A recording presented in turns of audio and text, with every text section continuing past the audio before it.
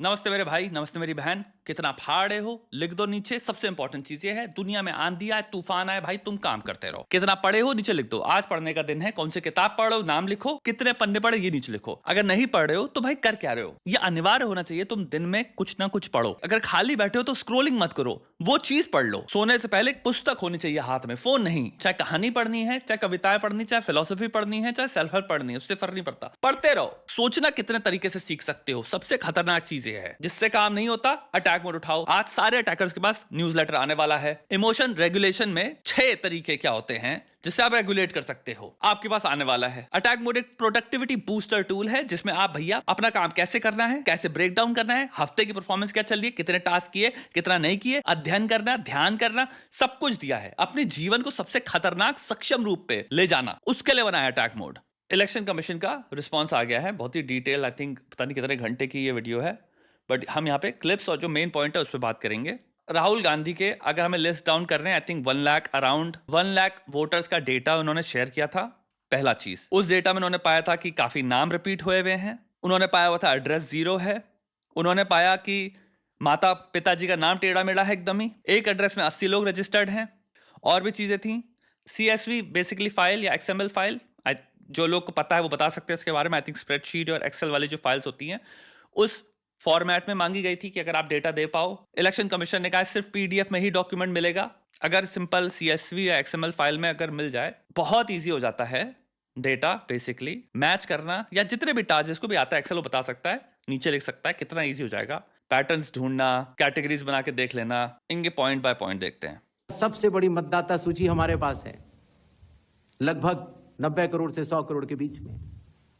सबसे बड़ी मतदाता सूची, सबसे बड़े चुनाव कर्मियों की फौज, सबसे ज्यादा मतदान करने वाले लोगों की संख्या, और इन सब के समक्ष, सारे मीडिया के समक्ष ये कहना कि अगर मतदाता सूची में आपका नाम एक बार और है तो आपने 2 बार मतदान किया होगा और कानूनी अपराध किया होगा, और मेरे सारे मतदाताओं को अपराधी बनाना और चुनाव आयोग शांत रहे, संभव नहीं।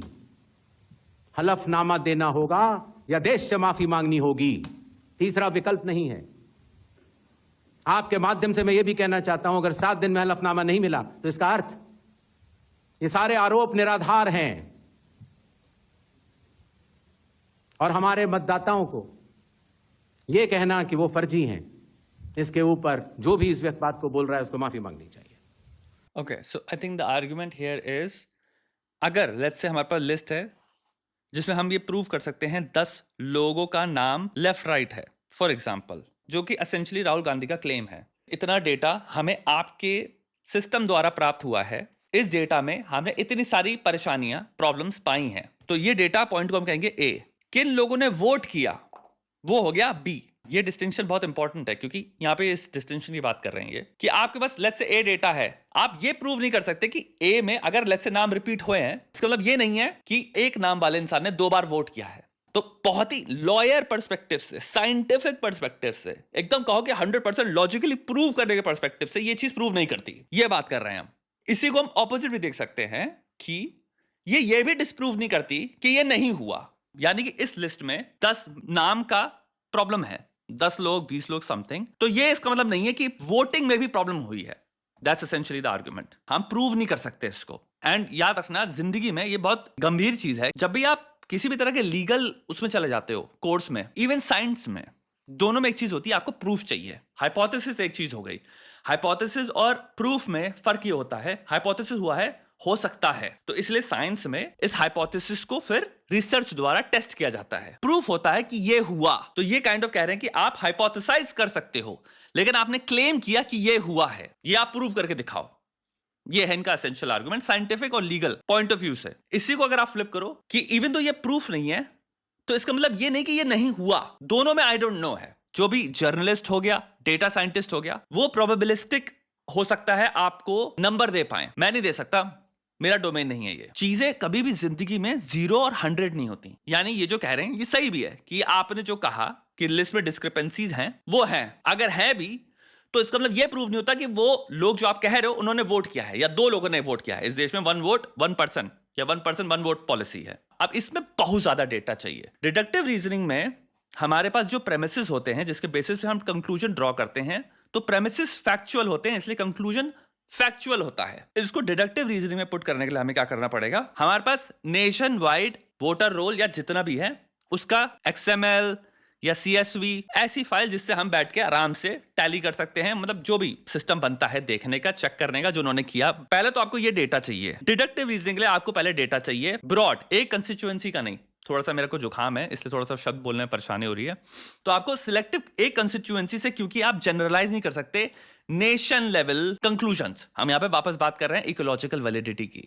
अब ये स्टैटिस्टिकल प्रॉब्लम है, हमने स्टैटिस्टिकली स्पीकिंग एक जनरलाइजेबल क्लेम कर दिया कि इंडिया की प्रॉब्लम है। जो हमारे पास अभी डेटा मिला इस कंस्टिट्यूएंसी का, लेट्स से वो उसमें प्रॉब्लम है क्योंकि डेटा तो इनसे ही उठाया उन्होंने, लेकिन क्या वो जनरलाइजेबल है टू ऑल ओवर इंडिया? प्रोबेबिलिस्टिकली क्या होगा आंसर, एक कंस्टिट्यूएंसी में पाया Therefore it is likely दूसरों में भी हो सकता है। अब इसकी प्रोबेबिलिटी कुछ भी हो सकती है। डिडक्टिव रीजनिंग के लिए आपको नेशन वाइड पहले पूरा डेटा चाहिए। दूसरा, आपको उसको क्रॉस चेक करने के लिए पीयर रिव्यू करवाना पड़ेगा, यानी और बॉडीज को इन्वॉल्व करना पड़ेगा, इंडिपेंडेंट बॉडीज को जो रिव्यू करते हैं इस चीज में। दूसरा, आपको एक्चुअल में क्रॉस चेक करना पड़ेगा सीसीटीवी फुटेज से। एक्सपेरिमेंटल डिजाइन साइंस में सबसे गजब माने जाते हैं, उनके भी फ्लॉज हैं क्योंकि काफी एक्सपेरिमेंटल डिजाइन होते हैं लैब सेटिंग्स में, और लैब सेटिंग्स कभी इकोलॉजिकल वैलिडिटी के पॉइंट ऑफ व्यू से रिजेंबल नहीं करती real life situations. But CCTV क्या है? अगर मुझे सत्य जानना है, एक कैमरा अगर लगा है 4 जगहों पे, और अगर हमें कैमरा दिखा सकता है कि भाई एक इंसान जिसपे मुझे भरोसा नहीं आ रहा है, क्या सेम शक्ल वाला इंसान क्या 2 जगह पे वोट किया है कि नहीं किया, इससे क्या मिलता है हमको? कंक्लूसिव फैक्चुअल डेटा मिल रहा है। तो अगर हमें कंक्लूसिव फैक्चुअल डेटा चाहिए, इसमें हमें एक्चुअल में घुसना पड़ेगा टेक्निकली CSV या XML फॉर्मेट में फाइल्स, क्योंकि डेटा अगर हम बात करें जो उन्होंने खुद ही कही अभी कि भाई 100 करोड़ लोगों का डेटा हो गया ना, वो PDF में तो पॉसिबल ही नहीं है। मे भी पॉसिबल है अगर आप AI मॉडल्स यूज करो, let's be also real now. अगर आप सिंपल PDF अपलोड कर दो और AI मॉडल्स को सिंपल कहो कि भैया चलो करो, अब वो kind of I think data को सॉर्ट आउट कर सकते हैं। हो सकता है। बहरहाल CCTV camera, and then third I think highly statistical techniques होती हैं जो दूसरे देश यूज करते हैं, जिनके बारे में मुझे नॉलेज नहीं है टू बी वेरी ऑनेस्ट, तो मैं उनको एक्सप्लेन नहीं कर सकता वो कैसे वर्क करते हैं। Again you have to also understand, ये जितना भी डोमेन है, काफी लोग चाहते हैं इन सब चीजों पे बात करो, बट इतना मैं बताना चाहूंगा, मेरा इन सब चीजों पे बहुत सारी लीगल, पॉलिसी बेस्ड एंड काफी कॉम्प्लेक्सिटी आ जाती है जिनके बारे में मुझे बहुत कुछ नहीं पता। इसलिए मैं आपको हैवी लेवल बताना चाहता हूं, मेरा बहुत बड़ा एक आई डोंट नो भी है। तो मेरी लिमिट है इन चीजों को सिंपल क्रिटिकल थिंकिंग और एनालिसिस और ऑब्जेक्टिवली क्या हो रहा है उतने तक ही देखने की कैपेसिटी में। जहां हम पॉलिसीज और डोमेन स्पेसिफिक इंफॉर्मेशन पे आ गए, वहां पे मेरी बहुत ज्यादा लिमिटेशंस हैं, क्योंकि मैं एक इकोनॉमिस्ट नहीं हूं। पॉलिसीज क्या है, रूल्स क्या है, गवर्निंग आर्टिकल्स क्या है, सब कुछ क्या है, इन चीजों को सराउंडेड मैंने नहीं पढ़ा। और 2 दिन में जिसने PhD ली है वो आपको उल्लू ही बना रहा है। यानी कि वो इंसान जो हर टॉपिक पे आपको ऐसे बताता है उसके पास PhD है, चाहे वो कितने बड़े यूट्यूबर हों, बुरा मत मानना, मैं हाथ जोड़ के बात कह रहा हूं, उसमें डनिंग क्रूगर इफेक्ट ही चल रहा है। एक्चुअल PhD की होती इन सब चीजों में लोगों ने 7-7, 8-8 साल, 12-12 घंटे से 5-5 घंटा पढ़ाई करी है और काम किया है। डोमेन स्पेसिफिक नॉलेज है और डोमेन स्पेसिफिक एक्सपीरियंस है। तो इन चीजों को इतनी सिंपल वे में नहीं देखना चाहिए, क्योंकि मैं एकेडेमिया की बहुत रिस्पेक्ट करता हूं, इसलिए मैं रिस्पेक्टफुली आपको बताना चाहता हूं, हर चीज समुद्र है, आपको हर समुद्र के बारे में सब कुछ नहीं जान सकते आप। हमने कुछ दिन पहले देखा कि कई मतदाताओं की फोटो उनकी अनुमति के बिना मीडिया के समक्ष रखी गई। सो अब हम यहाँ पे क्या कर रहे हैं, एथिकल कंसर्न्स की बात कर रहे हैं। दिस इज इंटरेस्टिंग बिकॉज यहाँ पे अब हम सोशल टॉपिक पे आ गए हैं। एक एक्स ने एक एक्सपोजे किया जहां पे उन्होंने कहा 1 लाख लोगों का डेटा फजी डेटा है। उस डेटा में उन्होंने तस्वीरें दिखाई। वाई इंसान आता है जो एक कंप्लीटली डिफरेंट कंसर्न यहाँ पे अब इंट्रोड्यूस कर दे रहा है कि ये एथिकल ब्रीच है। आपके पास कंसेंट नहीं है उन लोगों की फोटोज को पब्लिकली अवेलेबल करने की। अब यहाँ पे आते हैं डेटा पे। अगर इन्होंने पॉइंट बाय पॉइंट उनके सारे, राहुल गांधी के सारे जितने भी इन्होंने क्लेम्स रखे हैं उनको एड्रेस किया है, और फिर एक एडिशनल ये ऐड किया, आपने एथिकल वायलेशंस करी by the way, this point makes total sense. इसके ऊपर एक और आर्गुमेंट आ सकता है कि अगर वो पब्लिकली अवेलेबल डेटा है, किसी को भी मिल सकता है, देन कोई एथिकल वायलेशन नहीं हुआ, क्योंकि वो डेटा ऑलरेडी पब्लिकली अवेलेबल है। लेकिन अगर वो प्राइवेट डेटा है, जो कि अगर एक इंसान ने फाइल किया है राइट टू इन्फॉर्मेशन या समथिंग और उसको प्रोवाइड किया गया है, तो वो पब्लिक को देने के लिए नहीं है, एंड देयरफॉर एक एथिकल वायलेशन आती है। यहां पे एक और चीज हम सीख सकते हैं कि हम बहुत इजीली, मैं देखता हूं लोग कमेंट्स में आई थिंक मुझसे सुनते हैं कि फैलेसी क्या होती है, और कहीं भी चेप देते हैं फिर वो कमेंट्स में। तुम्हें समझना है कि तुम्हारी फैलेसी को भी वैलिड होने के लिए, and I am so sorry, complex thinking में ये बहुत बड़ी प्रॉब्लम होती है कि हर चीज कॉम्प्लेक्स है, और बहुत सारे हमारा ह्यूमन ब्रेन को कॉम्प्लेक्सिटी पसंद नहीं है। आई एम सॉरी कि यहाँ पे मैं फिर से कॉम्प्लेक्सिटी इंट्रोड्यूस कर रहा हूँ, बट नेसेसरी है कॉम्प्लेक्सिटी। कोई भी आर्ग्यूमेंट में अगर आप फैलेसी पेल रहे हो तो सारे वेरिएबल्स भी आपको देखने पड़ेंगे। इसलिए वेरिएबल क्या हुए? पहला, ऑल क्लेम्स आर एड्रेस्ड, पहला। दूसरा, वो डेटा एक्चुअल में प्राइवेट डेटा है, पब्लिक नहीं है। ये कंडीशन फुलफिल होना जरूरी है। अगर ये दो कंडीशन फुलफिल होती हैं तो ये आर्गुमेंट काइंड ऑफ कॉम्बिनेशन या एक हाइब्रिड आर्गुमेंट बन जाता है, जहां पे ये रेड हेरिंग भी है प्लस एक वैलिड कंसर्न भी है। लेकिन रेड हेरिंग है इसमें क्योंकि आप इंसान को डिस्ट्रैक्ट कर रहे हो जो उनके ओरिजिनल कॉमेंट्स हैं उससे। यानी कि हमने एक मछली फेंक दी, ये देखो जो मेन क्लेम्स हैं हमने उनको एड्रेस नहीं किया। उनके ऊपर आरोप लगाए गए, उनका इस्तेमाल किया गया। क्या अपनी माताओं, बहुओं, बेटियों सहित किसी भी मतदाता की सीसीटीवी वीडियो चुनाव आयोग को साझा करनी चाहिए क्या? मतदाता सूची में जिसका नाम होता है, ओके, इसको कहेंगे अपील टू इमोशन। अब अपील टू इमोशन क्या गजब चीज है, आप समझो इसको। इंसान, चाहे आपको कितना लगे कि हम रैशनल बीइंग्स हैं, research after research, time after time ये दिखता रहता है, इंसान बहुत रैशनल नहीं है। बहुत हद तक हम बहुत भावनात्मक लोग हैं, इसलिए हम इतने लेवल के बायसेस एम्प्लॉय करते हैं। मैं जो सुनना चाहता हूं, जो मैं मानना चाहता हूं, उसको मानने के लिए मैं कोई भी स्टेटमेंट, कोई भी तर्क वितर्क को चेंज करके मैं मान लूंगा इसने ये कहा। मैं किसी इंसान ने कुछ भी बात करी, उसका पूरा रस निकाल के उसको मैं डिसमिस करना चाहता हूं तो मैं कर दूंगा। कोई भी डिबेट में एक चीज याद रखना, इसलिए अगर आप भावना के साथ खेल रहे हो, रैशनैलिटी, मुझे लगता है, ये मेरा पर्सनल ओपिनियन है, बहुत हद तक हारेगी। ऑब्जेक्टिविटी का मतलब क्या है, जो कि रैशनल डिस्कोर्स के लिए इंपॉर्टेंट है। थोड़े से आप ऑब्जेक्टिव पॉइंट ऑफ व्यू से देख पाओ। ऑब्जेक्टिविटी का एक सिनोनिम मेरे ख्याल से हो सकता है इमोशनलेसनेस, कि अगर मैं भावुकता से किसी चीज को देख रहा हूं तो मे बी मैं ऑब्जेक्टिव नहीं हूं। और ऑब्जेक्टिविटी रिक्वायर करती है कि भावुकता आप साइड में रखें, आप मैं को साइड में रखें, आप ईगो को, सेल्फ को हटाएं, आप एक बुद्धि की तरह सोचने की क्षमता को आप अप्लाई करें। तो ऑब्जेक्टिविटी ऑपोजिट में आ जाती है भावुकता के। सीसीटीवी कैमरा की मांग एक एविडेंस के पर्सपेक्टिव से वो ये हो जाता है कि हमें सिर्फ चेहरे रिकॉग्नाइज करने हैं, क्रॉस चेक करने हैं। इससे सिंपल ये प्रूव हो जाएगा, अगर हमें डाउट है कि कुछ लोगों ने डबल वोट किए होंगे और आप क्लेम कर रहे हो कि नहीं किए, और आप कह रहे हो प्रूव करो, उस प्रूफ के लिए फिर ये डेटा चाहिए होगा, इंडिपेंडेंटली ये डेटा चाहिए होगा। फिर इंसान या तो प्रूव कर सकता है या फिर दूसरी पार्टी डिसप्रूव कर सकती है कि देखो ये नहीं हुआ, कंक्लूसिवली एविडेंस बेस्ड, फैक्चुअली। तो सीसीटीवी कैमरा की मांग, आई डोंट थिंक कोई भी इस इंटेंशन से सीख कर रहा है। यहां पे हो सकता है मॉडेस्टी कॉम्प्रोमाइज हो जाए किसी की। अगर आप आर्ग्यूमेंट को ऐसे पेश करो कि माएं, बेटियां are very emotionally heavy words, right? मां, इमोशन, सो आप सडनली इंसान को अपील टू इमोशन पे जाके आप उनका नजरिया बदल सकते हो। अगेन, अब इसमें कॉम्प्लेक्सिटी ऐड करते हैं। अगर एक्चुअल में किसी की मां की ही बात हो रही है, किसी की बहन की ही बात हो रही है, और एक्चुअल में वो वैलिड डिटेल्स हैं, वो वैलिड वेरिएबल्स हैं, किसी की मां के बारे में बात हो रही है अगर, तो आप यहां पे अपील टू इमोशन नहीं लगा सकते। लोगों को अगर कोई चीज बताओ तो क्या होता है कि अच्छा, ये अपील टू इमोशन मतलब होता है अगर इंसान ने इमोशंस कर बात भी कर दी, इवन तो वो वैलिड इमोशंस प्रेजेंट है उसमें, तो अपील टू इमोशन ही हो गया। आदमी काइंड ऑफ जनरलाइज कर देता है बिना सोचे समझे। यहां पे लेकिन क्योंकि हम बात नहीं कर रहे इमोशनली माँ, बहनें और बेटियों के बारे में, वो वेरिएबल्स एग्जिस्ट ही नहीं करते, तो उनको इंट्रोड्यूस करना, इमोशनैलिटी लाना है। कुछ मतदाताओं द्वारा दोहरे मतदान के आरोप लगाए गए, सबूत मांगने पर जवाब नहीं मिला। ये आवाज अगर फटी हुई है तो मेरे से नहीं आ रही है, ओरिजिनली अपलोडेड है। ऐसे मिथ्या आरोपों से न तो चुनाव आयोग डरता है और न ही कोई मतदाता।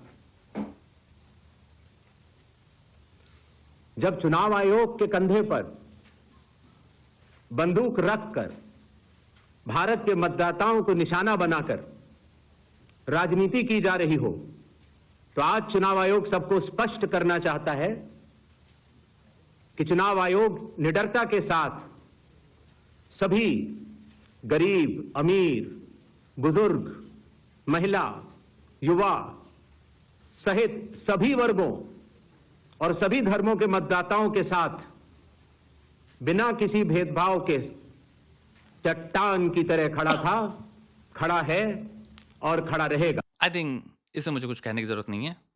जिस लेवल के हम लोग कॉम्प्लेक्स थिंकिंग मेंटेन कर रहे हैं, आई थिंक ये बहुत सिंपल है to understand, nothing to like decipher और एक्सप्लेन। मशीन रीडेबल मतदाता सूची और सर्चेबल मतदाता सूची, दोनों में हमें अंतर समझना होगा। ओके, सो जो मैंने इनिशियली बात करी थी, अब वो वही काइंड ऑफ ये बात कर रहे हैं कि अगर हमें सूची में नाम है, इसका मतलब ये नहीं मशीन पे इंसान ने 2 बार वोट किया है। वो ये बात कर रहे हैं कि ये प्रूफ करके दिखा दो। जो चुनाव आयोग की वेबसाइट में मतदाता सूची होती है, उसमें आप एपिक नंबर डाल के सर्च कर सकते हैं, डाउनलोड भी कर सकते हैं। पीडीएफ में तो वो पब्लिक इसको डेटा मशीन है। रीडेबल नहीं कहा जाता। मशीन रीडेबल के ऊपर मैंने आपको शुरुआती उसमें बताया था 2019 में माननीय सुप्रीम कोर्ट ने भी इस विषय का गहन अध्ययन किया और ये पाया कि मशीन रीडेबल इलेक्टोरल रोल देने से वोटर की प्राइवेसी का हनन हो सकता है। इसलिए मशीन रीडेबल एक अलग चीज है। ओके, सो नाउ बेसिकली हमारे पास 2 तरह का डेटा है। एक मोर रिलायबल डेटा है जो प्राइवेट डेटा हो गया, जो हमने नहीं दिया है, जो इस इंसान के हाथ में नहीं है, और एक पब्लिकली अवेलेबल डेटा है जो मिस्टर राहुल गांधी के हाथ में है। वो रिलायबल डेटा नहीं है टेक्निकली, ये शायद इम्प्लाई किया जा रहा है, और सुप्रीम कोर्ट ने भी यही कहा है कि मशीन रीडेबल डेटा जो है वो प्रोहिबिटेड है। तो इनके हम ये बेसिकली कह रहे हैं कि जो आपके पास आई है, हम कह रहे हैं उसमें फ्लॉज हो सकते हैं। आपके जरिए आह्वान करना चाहता हूं कि सभी 12 राजनीतिक दल, चाहे वो राष्ट्रीय पार्टी के हों चाहे वो स्टेट पार्टीज के हों, अभी भी समय रहते 1 सितंबर से पहले इसमें गलतियां बताएं। चुनाव आयोग सुधारने के लिए तैयार है, लेकिन 1 सितंबर के बाद नहीं, क्योंकि उसके बाद वही दौर शुरू हो जाता है कि मतदाता सूची एक अलग चीज होती है और मतदान अलग चीज होती है।